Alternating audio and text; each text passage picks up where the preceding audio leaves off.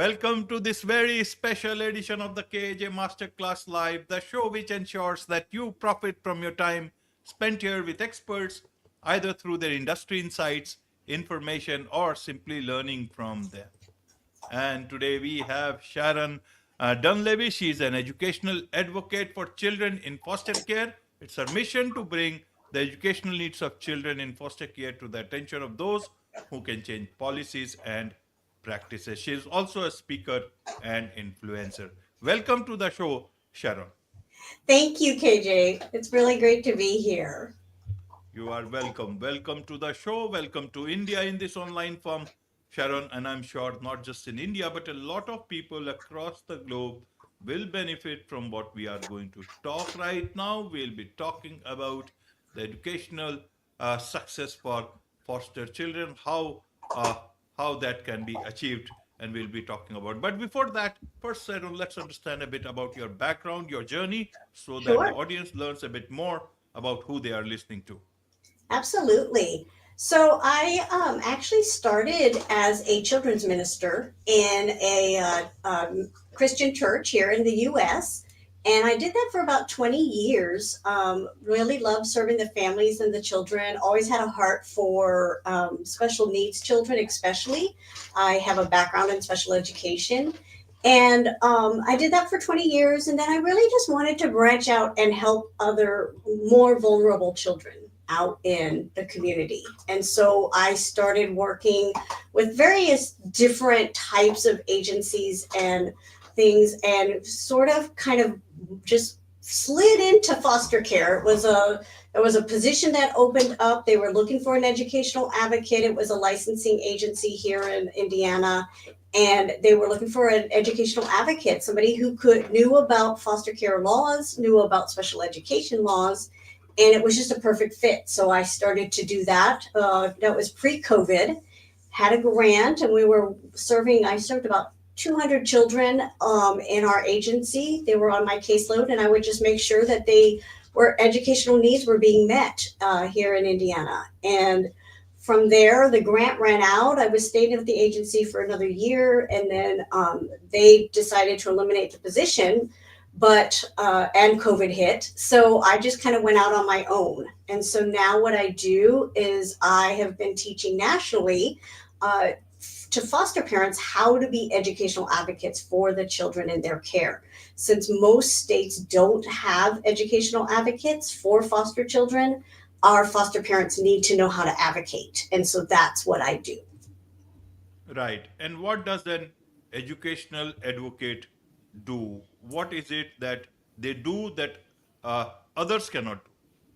Sure. So, an educational advocate, especially for foster children here in the US, there are three federal laws that help our students get what they need educationally. First, there's what we call our Every Student Succeeds Act. And in that law, foster children have been given the rights to stay in one school, no matter how many times they move foster families. They can stay in one school, because we have found the more the students change schools after school after school, the worse their educational outcomes are. So by being able to stay in that one school really makes a difference. If they do have to change schools, foster children also now under this act can be enrolled immediately into the school rather than having to wait for all their healthcare records and everything to come up and catch up with them, which is very hard for foster children. Schools have to enroll them immediately, regardless of lack of paperwork. And that makes a big difference too. Basically, what we're trying to do is keep the kids in the schools, in the classrooms. And the less we can disrupt that uh, ability to be in those classrooms, the better they do. The other law that we use is the Individuals with Disabilities Act. A lot of children in foster care have trauma. That's why they're in foster care. And trauma shows in so many different ways that sometimes people think, oh, they're autistic, oh, they have ADHD, oh, they have all these other disabilities, but really it's trauma. And so, under that Individuals with Disabilities Act, we can get them special education help through IDEA in order to get them able to be work around their trauma. Again, minimizing the amount of times that they're taken out of the classroom for disruptive, what they consider disruptive behavior. uh, Idea protects them and keeps them in those classrooms. And then the last law we have here is called Family First Services Prevention Act. And that act is basically covers foster children from the age of 14 to 26. And it is providing career and vocational vouchers, educational vouchers for children who age out of foster care but still need help getting a job. Or maybe they still need to get their GED, they weren't able to graduate, or they want to have a specific educational training background, and then they can get vouchers to do that. So I really teach our foster parents how those laws work. How do you leverage those laws? Because they change so much that not even the schools sometimes know all that is available. And especially under the Family First Act, there's a lot of money out there that can be used for these foster kids to get tutoring, to get those educational vouchers. It even will pay for room and board for a period of time after kids leave the foster home. So if they want to live out independently, it'll help them get started and then continue from there. It will help them get a job. So they'll help provide transportation. A lot of people don't think about the fact that to have a job, you have to have transportation. And so that Family First Act will give them money either for a car or for some other type of transportation, whether it be a bus, a bike, anything that would get them to a job so that they can live independently. Absolutely, absolutely. So, what's the state of this educational, outcome for foster care children? Is it good? Not good? Very Mhm. bad? Is there a law stopping those people in whose responsibility is to not do these things, or Oh is it yes. something else? It's a combination. So Every Student Succeeds Act only went into place in 2016, and really the states were supposed to be accountable starting 2018, but then COVID hit. So education, but before that act was enacted, and still because it hasn't been able to really catch up and do what it should, um, right now, every we have about 20,000 kids that age out of foster care every year. And right now, 25% don't even have a high school diploma, will never get a high school diploma. 20% end up in prison right now. So the prison pipeline is very real. Um, 21% will have children before the age of 21. And only 57% will have a part-time or full-time job by the time they're 21 years old. So yes, the educational outcomes right now are not good at all. And a lot of it has to do with all that instability, being out of the classroom, being different, not being able to deal with their trauma. And so it's really important for schools to understand those needs and really meet the foster kids where they are and help them so that they don't fall into these ruts and patterns. Right, Sharon. So, what is the solution? How can that solution come into existence? Uh, are the authorities not aware of it? Why are they hesitant in bringing those change, make those policies if required, or even if existing policies need to be implemented, implement them? And hold them accountable, right? That's the Yes. biggest issue, I think, because of the way Every Student Succeeds Act was created under President Obama and it was enacted under President Trump. So, of course, we had some disagreements, we had some issues with that politically. And unfortunately, we call our system here in the US the child welfare system, but the child's not the middle of that system right now. It's money, it's politics, it's all of those things. So basically, what I do is I'm trying to start from the bottom up. I'm trying to teach those foster parents what they need to know so they can be the ground, the boots on the ground, basically helping those kids in foster care. The other thing I'm trying to do is do things like this. AJ, be on your show, be on other podcasts where people are listening and hearing that, oh my gosh, there's this whole world that we don't even know about. Nobody talks about the educational outcomes of children in foster care. I am a very unique individual that I'm even doing this because a lot of times when I talk to states and I say, why don't you have educational advocacy as one of your required trainings for foster parents? And they will say, well, we just have so many other priorities. But that ignores what happens to these kids after they age out. If we don't give them education, how are they supposed to succeed as the adults? So I do the boots on the ground and I'm trying to bring awareness. I'm on LinkedIn, I'm on all these other platforms, really sharing what's happening with our kids and what we need to do. So politicians need to have this brought to their minds that these are kids that are failing us. I just read an article, and right now, for every student that ages out of foster care, it costs our taxpayers $300,000. And if you've got 20,000 kids aging out every year, that's $6 billion a year that we are paying for kids to be on government assistance because we failed them at the educational level. And so it's a huge issue, AJ. And like you said, why are we not holding them accountable? Right now, these schools are supposed to be, like I said, keeping the kids in their same school, and they're fighting transportation. And nobody's telling them, well, if you don't provide transportation for this child, you're going to lose your federal monies. We need to be stronger. We need to be much more aggressive with this and bringing this to attention. Right. So, who has the power to change anything? Forget the administrators. What about foster parents? Can't they file a case against these people and hold them accountable? They can. Aren't there all these non-profit organizations? So many people who are working in social care. Everyone, lots of people have lined up for this. Different sort of all those processions and all. But why not for such a thing? I mean, it's not even political yet. Right. Why don't they do it? Or is politics much more enticing for people? I'm trying to understand it from a very simple layman's perspective. Exactly. And yeah, from a simple layman's perspective, it seems obvious, right?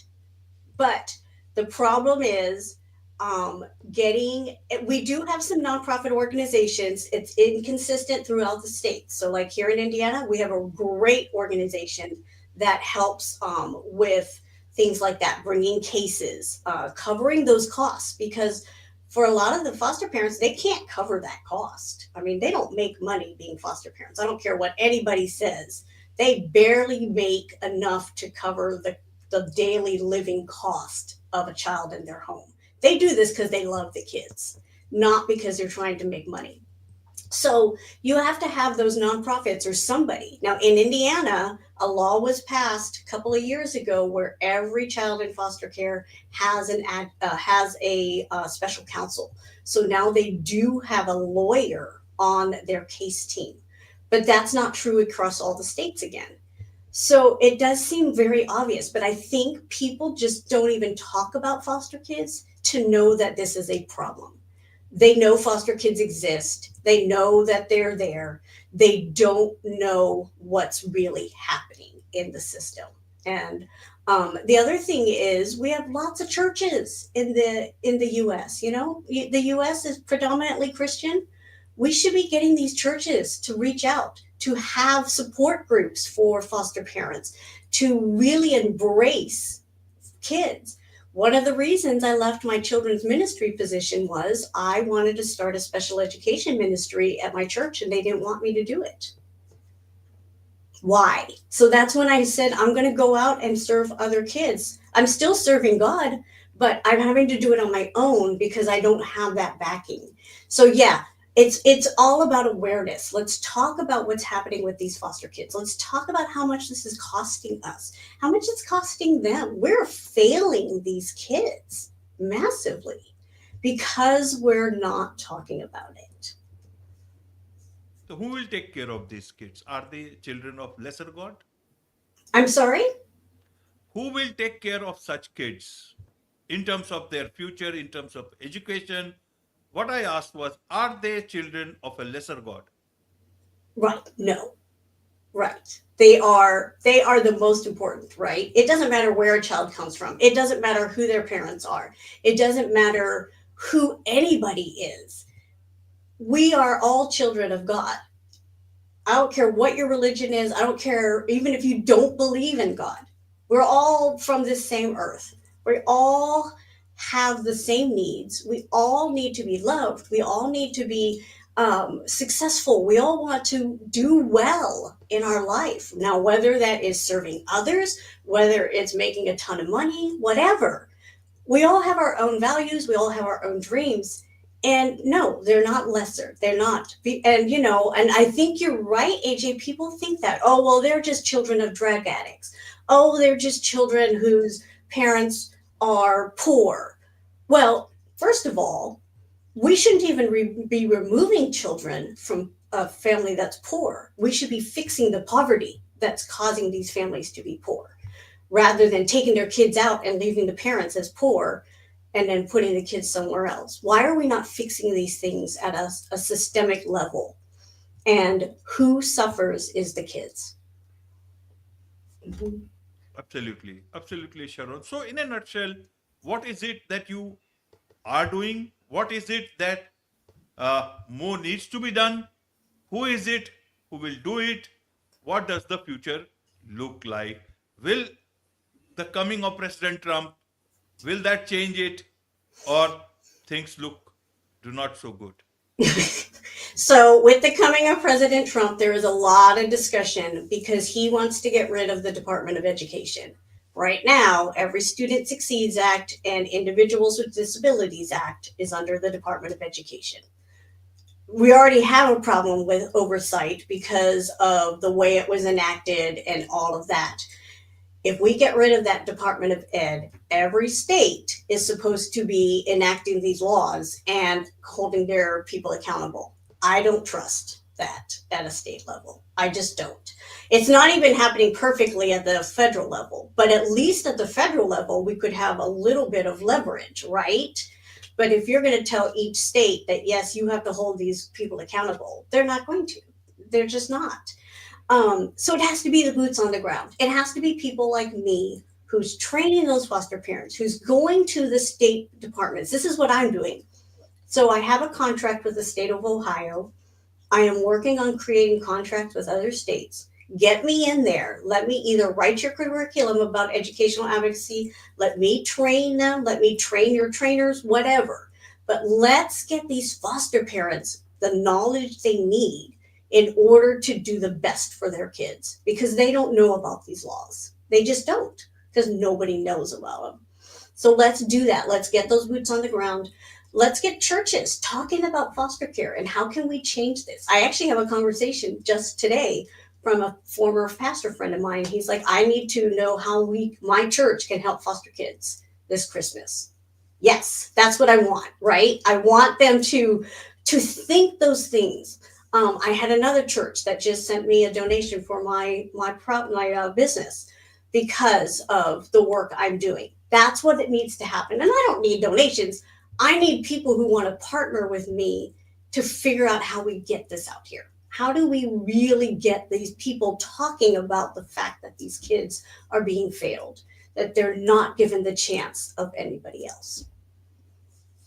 Absolutely. There is much to learn about all these things from you, Sharon. Yes. And I'm sure a lot of people would want to know about this. And I'm sure administration, if any administrator listens to this particular episode or maybe other podcasts that you will certainly be going to and Yes. understand that they are children, equal to everyone, second to none. For they are Yes. all children of the same God.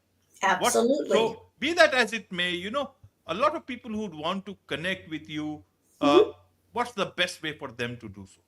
Find me on LinkedIn, Sharon Dunlevy, Indiana. find me on LinkedIn. I'm there and I'm very active. I would love, if you find me on LinkedIn, we can schedule a time to talk. I'm very open to all of that. I have conversations all the time with people and advocates. So that's where I would say find me. Wonderful. With this, it's a wrap on this very special edition of the KJ Masterclass Live. Thank you so much indeed for joining us.